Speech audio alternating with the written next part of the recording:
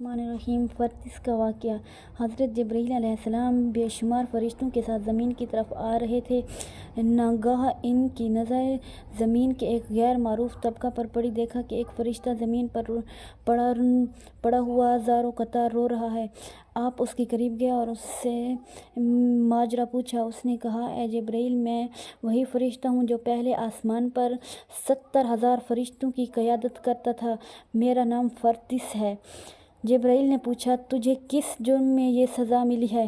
اس نے عرض کی، مرضی معبود کے سمجھنے میں ایک پل کی دیر کی تھی، جس کی یہ سزا بھگت رہا ہوں۔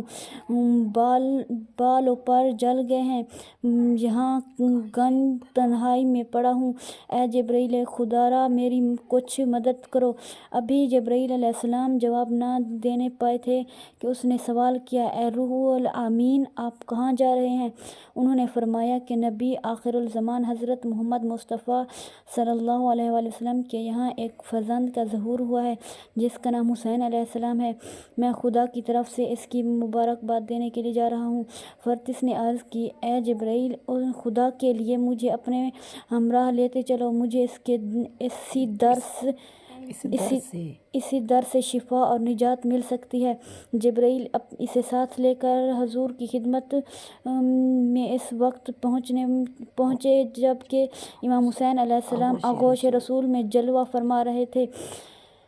جبرائیل نے عرض حال کیا۔ سرور کائنات نے فرمایا کہ فرتس کے جسم کو حسین علیہ السلام کے بدن سے مس کر دو، شفا ہو جائے گی۔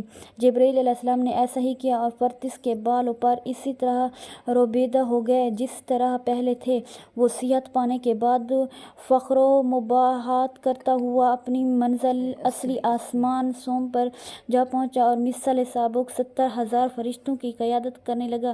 بعد از شہادت حسین علیہ السلام چوں براں قبضیہ متاع شد، یہاں تک کہ وہ زمانہ آیا جس میں امام حسین علیہ السلام نے شہادت پائی اور اسے حالات سے آگاہی ہوئی تو اس نے بارگاہ احادیث میں عرض کی، مالک مجھے اجازت دیجیے کہ میں زمین پر جا کر دشمنان حسین علیہ السلام سے جنگ کروں۔